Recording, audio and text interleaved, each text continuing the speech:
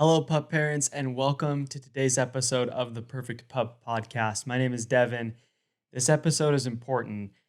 Every day you have at least two, maybe you're feeding your dog three times, so at least two opportunities per day where you have your dog's undivided attention and you can take advantage of it, but many pup parents don't. So in today's episode, we're going to talk about a couple ways that you can use your dog's mealtime to improve behavior, improve your bond, amongst other things. So let's get right to it.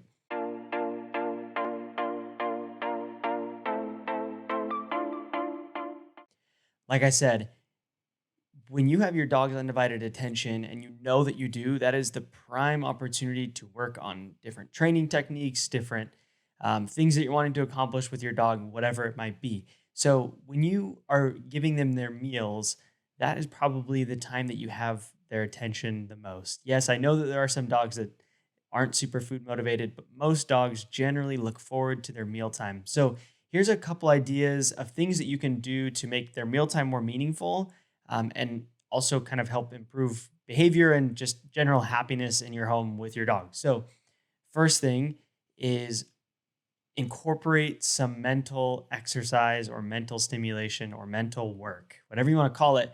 Find a way to do it during meal times. There's so many different options, but here are a few. First, you can use a Kong or some other fillable toy. You can, whatever you're feeding your dog, whether it's any type, kibble, dehydrated, freeze dried, raw, whatever it is, you can find a way to put some of their meal inside of a Kong or another toy.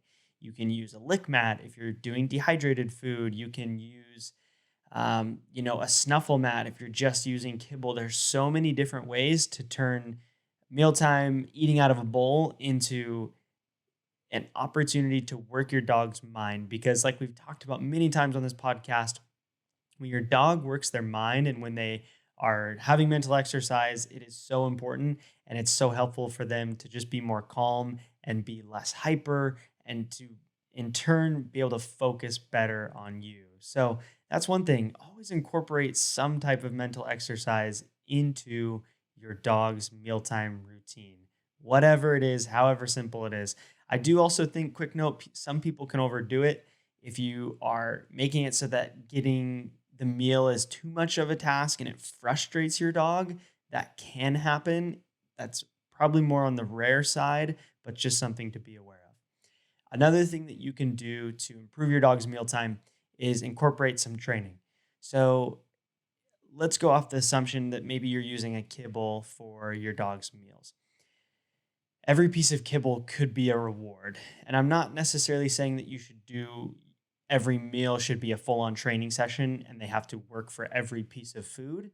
I do believe that that can be problematic in a sense, but I do think, again, at the same time, you can take, maybe a handful, right?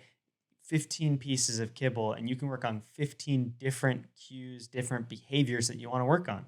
Even if it's just having your dog sit, have them come to you from a couple feet away. That repetition, just finding opportunities to train your dog. Because again, when your dog's hungry, they're hungry, right? At their mealtime, typically, because they haven't eaten in a while.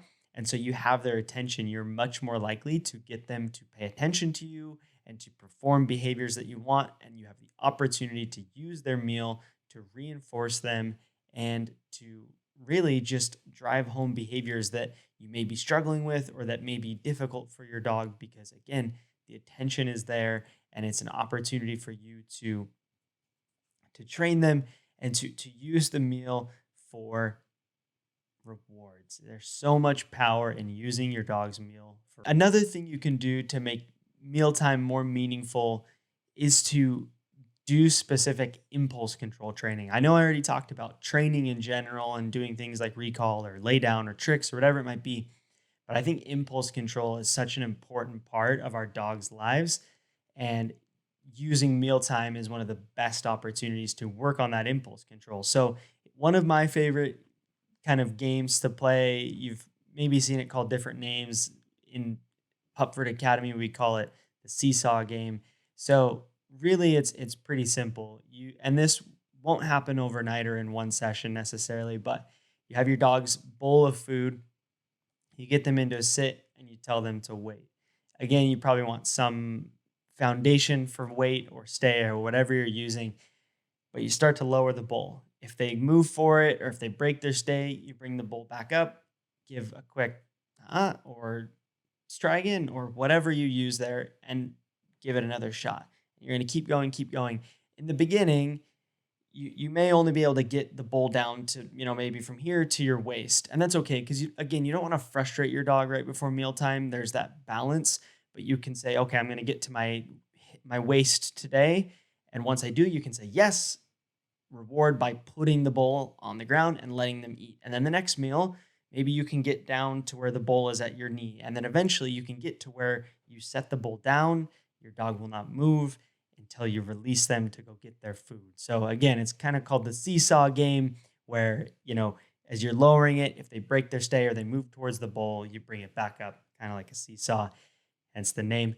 But again, it's a simple opportunity to work on impulse control. And you can take it a step further and use mealtime to not only do that kind of seesaw game with the bowl itself, but you can work on the place behavior. I think, for myself with my dogs, they're not perfect at place, but they have become pretty good at it because we do it at mealtime when we're preparing food until we basically when we start preparing food to when we release them to go get their food, they are at their place.